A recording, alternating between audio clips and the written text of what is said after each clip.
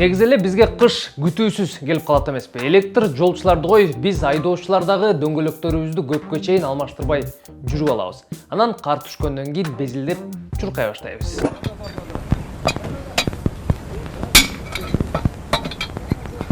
Мурда күнү Караколдо 40 сантиметр кар жаап, Ысык көлдүн түндүк батышында жолдор жабылып, свет өчүп, элдин эсин заматта оодарып койду.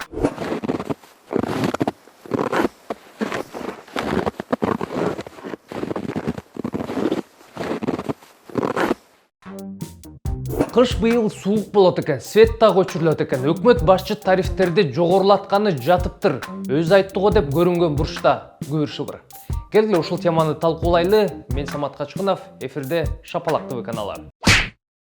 Кыш быйыл кандай болот, аны жараткан эле билбесе, биз кайдан? Бирок билем деп калчу бир киши бар эле. Будете смеяться, а потом будет все это подтверждаться. Я сейчас тоже могу сказать. Зима не будет. Будет эле экен. Артаналай бул сөздөрдү айткандан бери суук күчөп, ТЭЦ жарылып, бир жылы тоңукта кала жаздадык.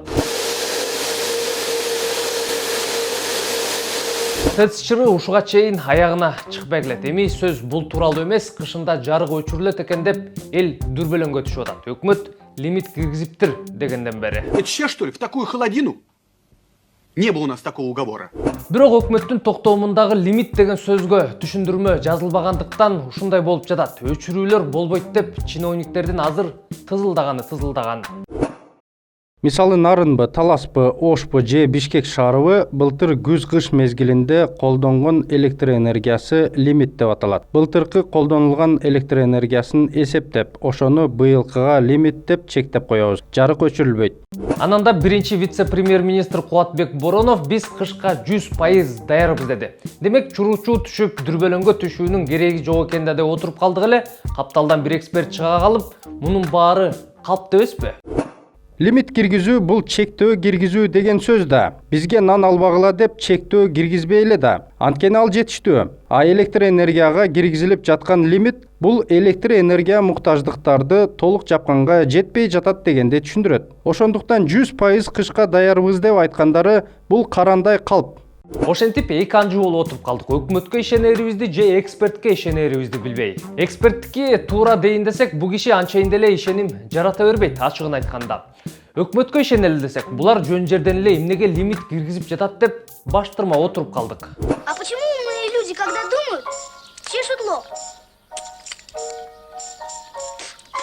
А глупый затылок, а? Надо подумать. Эми баштырмап ойлонгондо эмне? Көпчүлүк көргөндү биз дагы көрөбүз да дейин дейсиң, бирок баягы айтылган тезектерчү маалга келе атабызбы деген дагы ой келбей койбойт экен. Вот такие чудные сухие какашки. Называются кизяк. Если они белесенькие и легкие, значит они внутри не липкие. Брать можно смело. А если поднимаете и понимаете, что какашка тяжеловата, то лучше ее не жимкать. Вот и все.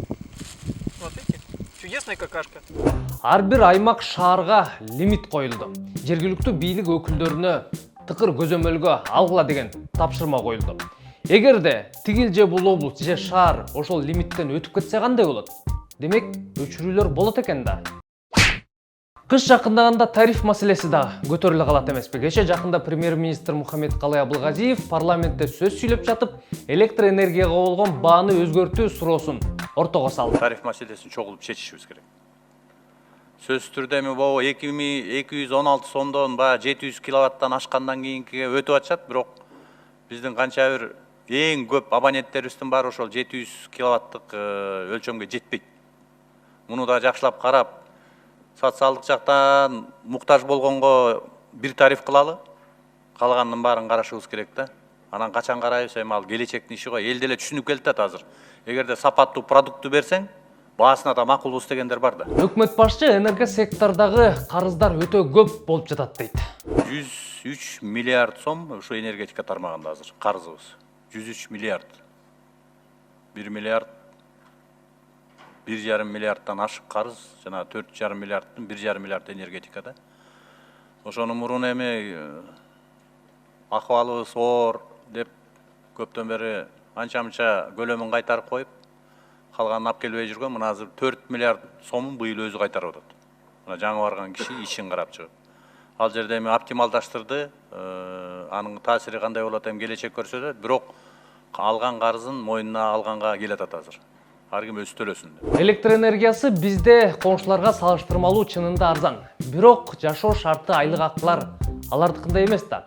Ошондуктан тариф штрафтарды жогорулатуу маселесин карап жатканда ошол жагындагы ойлонуп коюшса дурус болор эле. Ансыз да азыр булар элди ойлобой калды деп кыжырлангандар көп. Көп сөз айтайын дейсиң, бирок ушуну менен жыйынтыктайм. Аман туруңуздар.